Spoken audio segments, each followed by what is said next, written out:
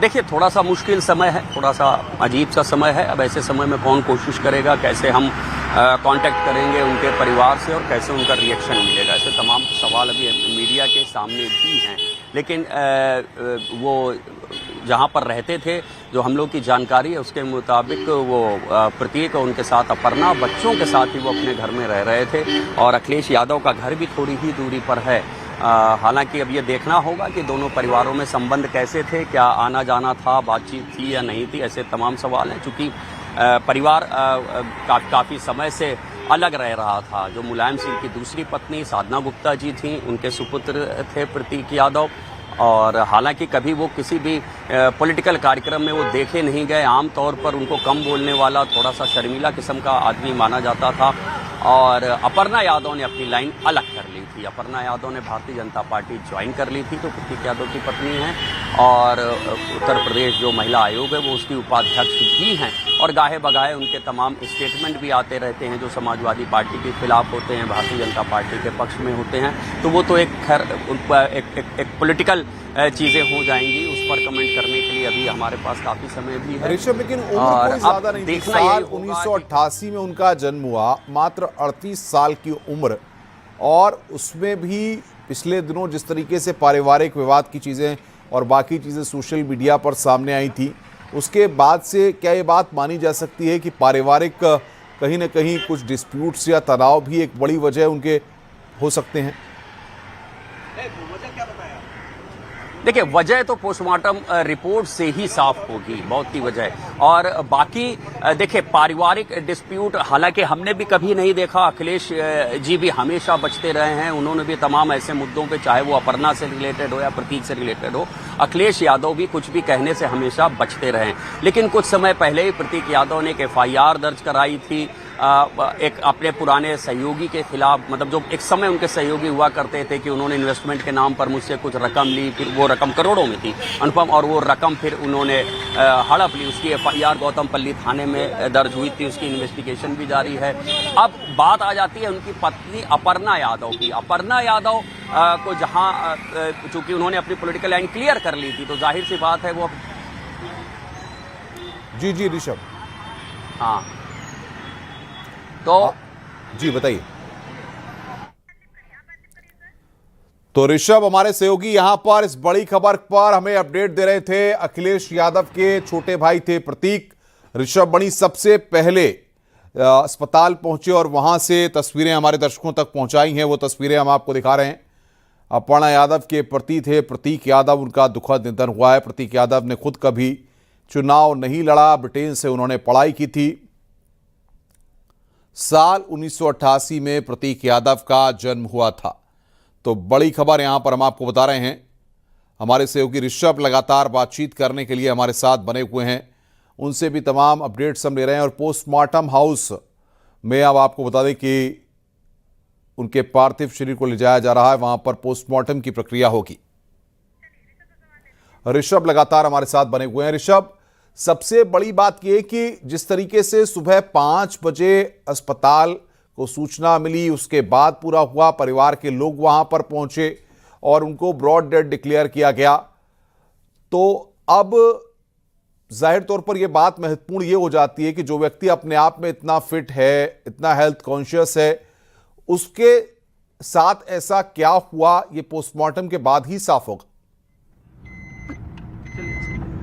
देखिए अनुपम, ये सवाल उठना लाजमी है। किसी की भी मौत हुई है, वो क्यों हुई है, ये जानने का हक सबको है, पुलिस और प्रशासन को भी है। वो भी प्रतीक यादव जैसा हाई प्रोफाइल व्यक्ति जो एक बड़ी पॉलिटिकल फैमिली से आता है उत्तर प्रदेश की। मुलायम सिंह यादव की जो दूसरी पत्नी साधना यादव, उनके सुपुत्र अखिलेश यादव के सौतेले भाई, और अपर्णा यादव के पति जो इस वक्त महिला आयोग के उपाध्यक्ष हैं। अगर उनकी अचानक मौत हो जाती है, किसी उनकी लंबी बीमारी का कहीं कहीं कोई जिक्र नहीं है।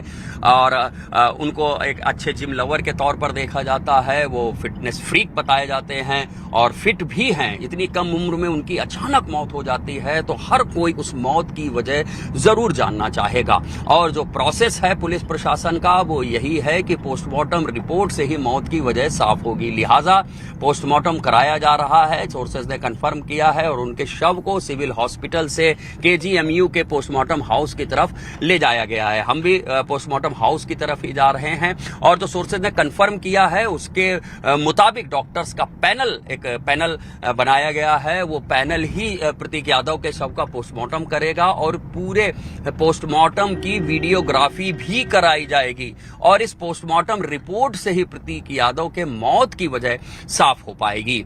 तो जाहिर सी बात है, हर व्यक्ति प्रतीक यादव के मौत की वजह जानना चाहता है और मौत की वजह पोस्टमार्टम रिपोर्ट से ही साफ होगी। परिवार की ओर से अभी तक कुछ भी नहीं बताया गया है। वहां मौके पर एक व्यक्ति जो उनके परिवार के लग रहे थे, जो शव को अपने साथ खुद ले जा रहे थे, जब मैंने उनसे बात की है तो उन्होंने सिर्फ इतना ही बताया है कि 5 बजे प्रतीक यादव को सिविल अस्पताल लेकर आया गया था। जब मैंने उनसे पूछा कि क्या दिक्कत थी, क्या परेशानी हुई, तो उन्होंने कहा कुछ नहीं। तो अब ये सारी चीजें अब जांच का विषय भी हो जाएंगी, चूंकि अब प्रोसेस ये लीगल हो रही है। तो अब हम सबको पोस्टमार्टम रिपोर्ट का इंतजार करना होगा, पोस्टमार्टम का रिपोर्ट के प्रोसेस का इंतजार करना होगा। उसके बाद ही प्रतीक यादव के मौत की वजह साफ हो पाएगी। अब देखना यह होगा कि जो पॉलिटिकल रिएक्शंस आते हैं वो क्या होते हैं, क्योंकि बीते दिनों प्रतीक यादव अचानक चर्चा में आए जब अपर्णा यादव अपनी पत्नी को लेकर के उन्होंने सोशल मीडिया पर कुछ पोस्ट की। उन्होंने अपर्णा यादव पर तमाम तरह के आरोप भी लगाए कि वो उनके घर को तोड़ने की कोशिश की गई है और वो अति महत्वाकांक्षी हैं और उनके रास्ते में वो कोई आए पसंद भी नहीं करती। हालांकि कुछ ही समय बाद पैचअप हो गया, सब कुछ सही दिखने लगा कि एक अच्छी हैप्पी फैमिली की तरह ये लोग रह रहे हैं।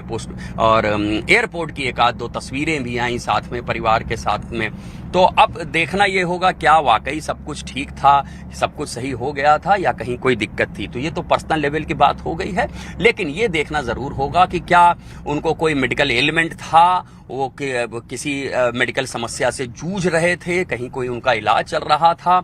ऐसे तमाम सवाल हैं जिनके जवाब उनका परिवार दे सकता है, या अगर वो कहीं इलाज करवा रहे थे तो हम भी पूरी कोशिश करेंगे कि जाने कि क्या अगर कोई इलाज चल रहा था तो किस चीज का चल रहा था। अब देखना यह होगा अखिलेश यादव जी की ओर से क्या कहा जाता है, अपर्णा की ओर से क्या कहा जाता है, हम सबको उसका इंतजार करना होगा। बिल्कुल ऋषभ, कितना वक्त पोस्टमार्टम की पूरी प्रक्रिया में वहां पर लगेगा, क्या जानकारी आपको है? और साथ ही साथ ये भी बताइए कि इस तरीके से जब किसी के साथ कोई घटनाक्रम होता है या इस तरीके से डॉक्टर्स की टीम वहां पर पोस्टमार्टम करती है तो उसके बाद कितने दिन बाद जो है या कितना वक्त लगता है कि तस्वीर साफ हो जाती है कि आखिर किस वजह से मौत हुई?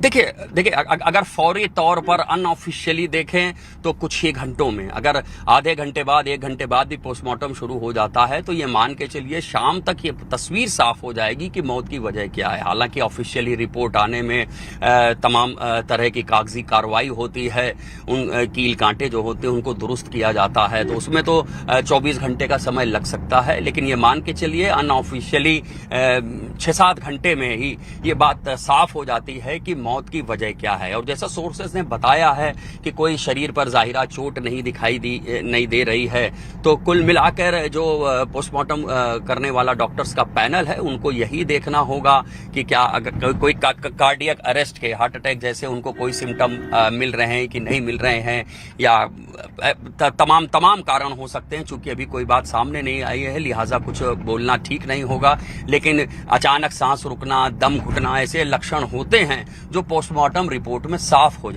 जाते हैं कि तो ये देखना होगा। अब सोर्सेज ने यही बताया है कि किसी तरह का कोई जाहिरा चोट नहीं दिख रही थी, कोई जाहिरा निशान नहीं दिख रहा था, लेकिन मामला हाई प्रोफाइल है अनुपम, लिहाजा कोई भी कुछ कहने से बच रहा है। और बड़ी खबर ऋषभ रोक रहे हैं आपको सिविल अस्पताल के सूत्रों के हवाले से। बड़ी खबर, सुबह 4:55 पर प्रतीक के घर से फोन आया था। ये बड़ी खबर, सिविल अस्पताल की टीम प्रतीक के घर पहुंची थी।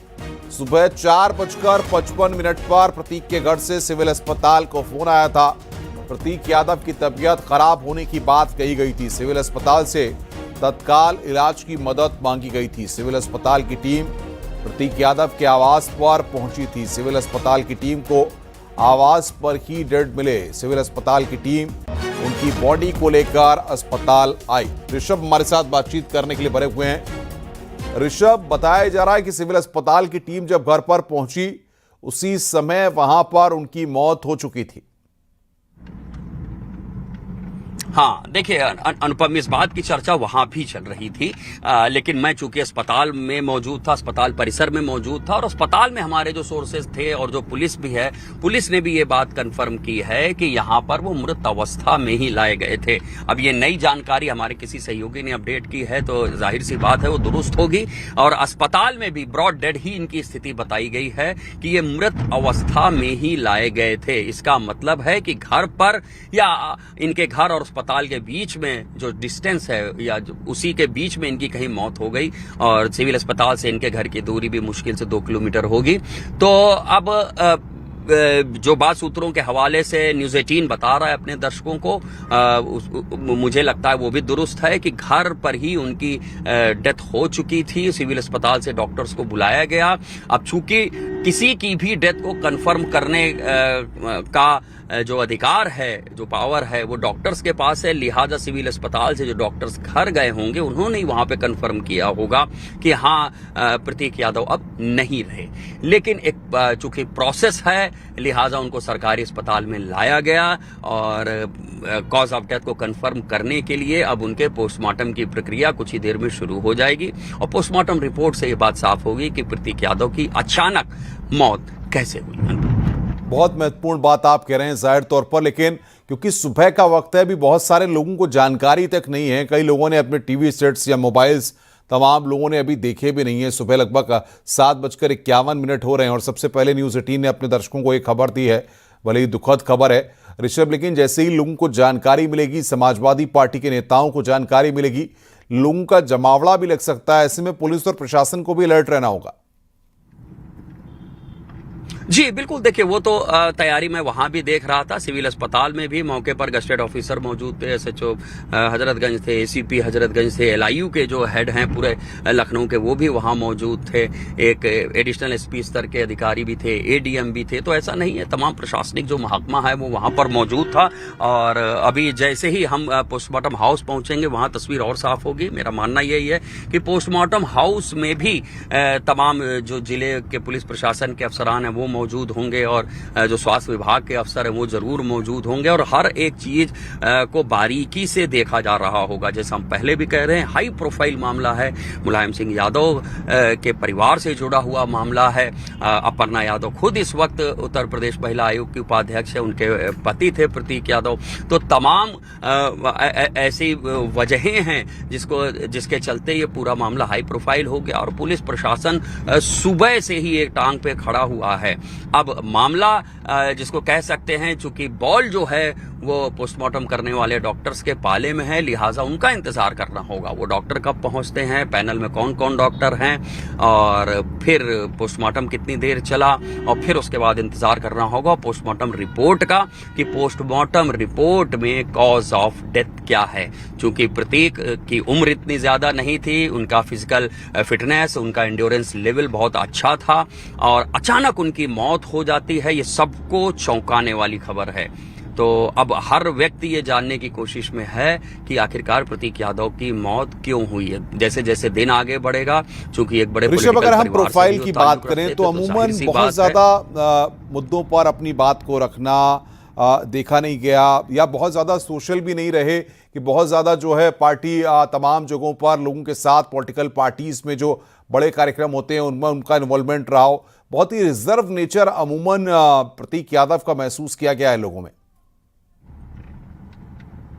जी अनुपम, आप बिल्कुल सही कह रहे हैं। प्रतीक यादव आमतौर पर, चाहे वो बड़े पॉलिटिकल कार्यक्रम हो, पॉलिटिकल कार्यक्रम में तो बिल्कुल भी उनको नहीं देखा गया, या कुछ और भी बड़े मामले हों, शादी ब्याह, किसी तरह के अन्य आयोजन में भी वहाँ प्रतीक यादव बहुत कम दिखाई देते थे। सोशल मीडिया से लेकर खुले में भी कभी उनकी कोई भी पॉलिटिकल राय या कुछ भी हम लोगों ने कभी सामने नहीं देखी।